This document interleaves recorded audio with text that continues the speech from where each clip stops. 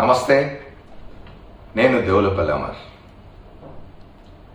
ఎన్నికలు జరిగినప్పుడల్లా రాజకీయ పార్టీలు తమ ఎన్నికల ప్రణాళికల్ని విడుదల చేయడం అనేది పరిపాటి. ఎన్నికల ప్రణాళికలు అంటే రానున్న 5 ఏళ్ల కాలంలో తాము ప్రజలకు ఏం చేయదలుచుకున్నాం, ప్రజలకు ఏం అవసరం, ఆ అవసరాలు తీర్చడానికి తమ నిబద్ధత ఏమిటి, తాము ఏం చేస్తాం అనేది చెప్పుకోవడం ఎన్నికల ప్రణాళిక ఉద్దేశం. జాతీయ పార్టీలు ఎన్నికల ప్రణాళికను జాతీయ స్థాయిలో విడుదల చేస్తుంటాయి. అవే పార్టీలు రాష్ట్రాల్లో కూడా పోటీ చేస్తూ ఉన్నప్పుడు జాతీయ స్థాయిలో విడుదల చేసిన ప్రణాళికలే రాష్ట్రాల్లో కూడా వర్తిస్తాయి. రాష్ట్రాలకు ఏమైనా ప్రత్యేక సమస్యలు ఉంటే, ప్రత్యేకంగా ప్రజలకు ఆకాంక్షలు ఏమైనా ఉంటే, వాళ్ళ కోరికలు ఏమైనా ఉంటే, వాళ్ళ సమస్యలు ఏమైనా ఉంటే అనుబంధ ప్రణాళికలు రాష్ట్రాల్లో విడుదల చేసుకుంటారు. ఇవాళ మన దేశంలో 2 జాతీయ పార్టీలు ఉన్నాయి. ఒకటి కాంగ్రెస్ పార్టీ, ఒకటి భారతీయ జనతా పార్టీ. ఆ 2 పార్టీలు కూడా తాము జాతీయ స్థాయిలో, ప్రాంతీయ స్థాయిలో కూడా సొంతంగా పోటీ చేస్తున్నట్టయితే వాళ్ళ ప్రణాళిక జాతీయ స్థాయిలో విడుదల చేసుకోవచ్చు. ప్రాంతీయ ఆకాంక్షలకు అనుగుణంగా, అవసరాలకు అనుగుణంగా అనుబంధ ప్రణాళికను విడుదల చేసుకోవచ్చు. చిక్కల్లా కూటములుగా ఏర్పడినప్పుడే ఇవాళ మనకు ఆంధ్రప్రదేశ్లో ఒక గమ్మత్తైన పరిస్థితి కనిపిస్తుంది.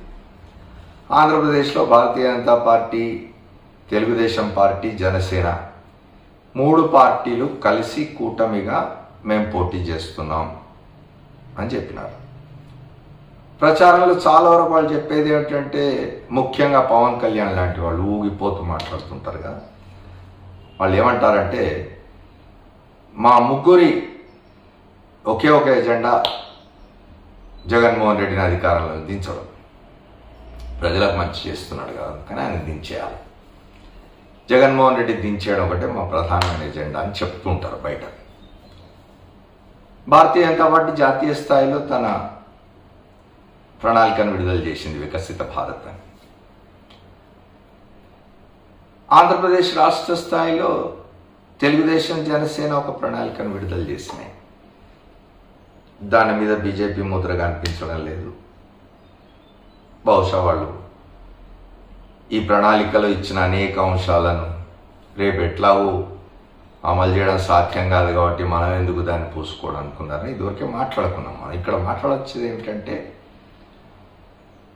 జాతీయ స్థాయి ఛానళ్ళకి ఇచ్చిన ఇంటర్వ్యూలో కానీ, స్థానికంగా మాట్లాడుతున్నప్పుడు కానీ చంద్రబాబు ఏమంటున్నాడు, నాకు నరేంద్ర మోదీ అంటే చాలా గౌరవం, ఆయన చాలా గొప్ప నాయకుడు, ఆయన విశ్వగురువు, భారతదేశాన్ని విశ్వగురువు చేయడానికి ఆయన చాలా ప్రయత్నిస్తున్నాడు, ఆయనను మనం సమర్థించాలి, ఆయనకు మద్దతుగా నిలవాలి, ఆయనతో ఉండాలి మనం అని చెప్పి నిన్నటి దాకా, పొత్తు కుదిరేదాకా ఓ రెచ్చిపోయి మాట్లాడిన చంద్రబాబు నాయుడు జాతీయ స్థాయి ఛానళ్ళు కానీ, ప్రాంతీయంగా మీడియా వాళ్ళు కానీ, బయట కానీ ఎవరైనా మాట్లాడుతున్నప్పుడు అడిగితే,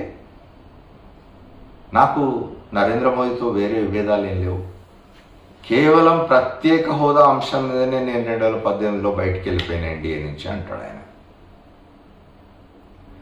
మరి అదే ప్రత్యేక హోదా ఇప్పుడు మళ్ళీ ఇస్తామని ఏమైనా బీజేపీ వాళ్ళు చెప్పినారా?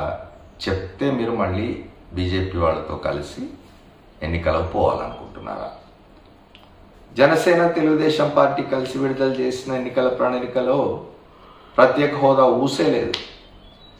మాట్లాడితే జగన్మోహన్ రెడ్డి నువ్వు ప్రత్యేక హోదా సాధించలేదు అంటుంటారు.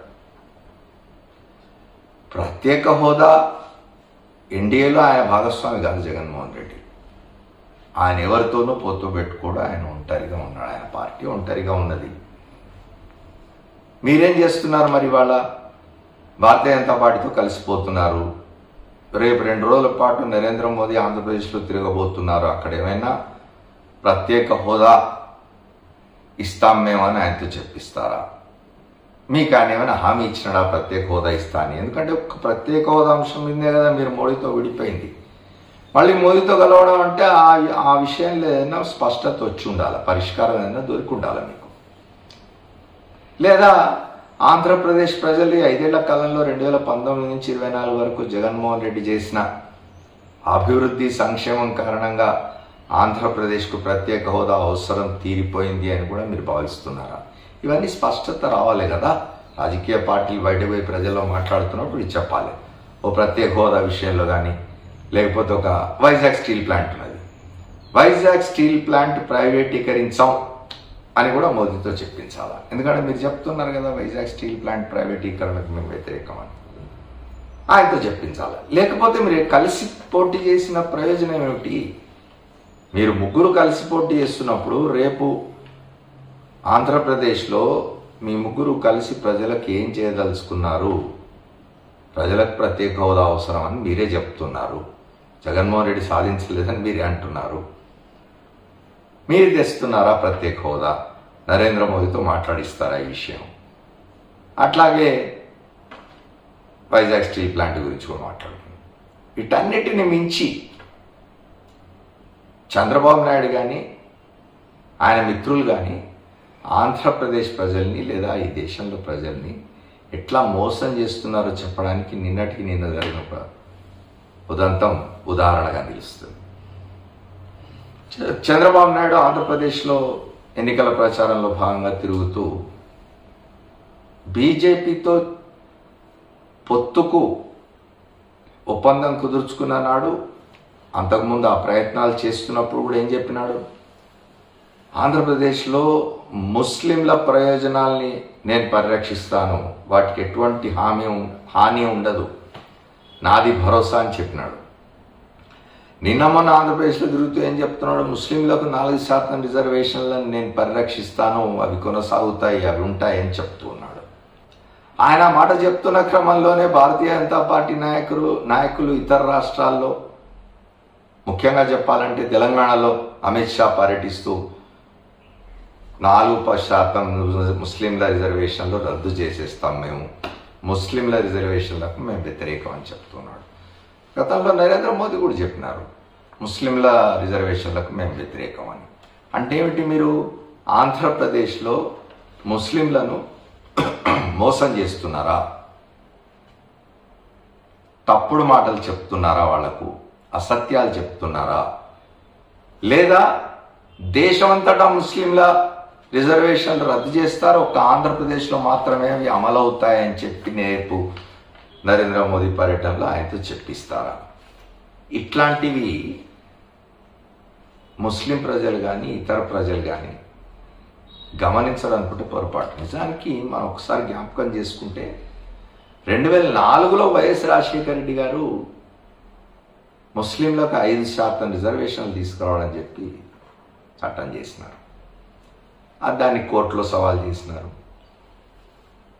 ఓవరాల్గా దేశం మొత్తంలో 50% మించకూడదు రిజర్వేషన్లు అన్న దానిలో భాగంగా దాన్ని 5%ని 4% చేసి, అది మతపరమైన రిజర్వేషన్గా చూడకుండా ఉండే విధంగా, ముస్లింలకు లాభం జరిగే విధంగా రిజర్వేషన్లు కొనసాగించేందుకు రాజశేఖర రెడ్డి గారు చేసిన ప్రయత్నం ఇవాళ చంద్రబాబు నాయుడు నేను కొనసాగిస్తా అని చెప్తాడు. ఆయన భాగస్వాములు, ప్రధాన భాగస్వామైన భారతీయ జనతా పార్టీ ఎట్టి పరిస్థితుల్లో మేము ముస్లింల రిజర్వేషన్లు రద్దు చేస్తామని చెప్తూ ఉన్నది. అర్థం చేసుకోవాలి సామాన్య ప్రజలు, ముఖ్యంగా ముస్లిం సోదరులు అర్థం చేసుకోవాల్సిన విషయం ఏంటంటే, చంద్రబాబు నాయుడు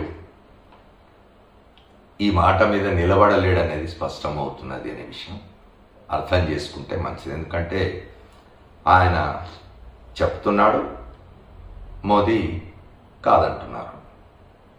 ఆయన హామీ ఇస్తున్నాడు, అక్కడ అమిత్ షా ఎట్టి పరిస్థితిలో కుదరదంటున్నాడు. అర్థం చేసుకోండి అందరూ. Thank you. మా నమ్మకం నువ్వే జగన్, మా నమ్మకం నువ్వే జగన్, మా నమ్మకం నువ్వే జగన్, నమ్మకం నువ్వే జగన్, నమ్మకం నిన్నే జగన్.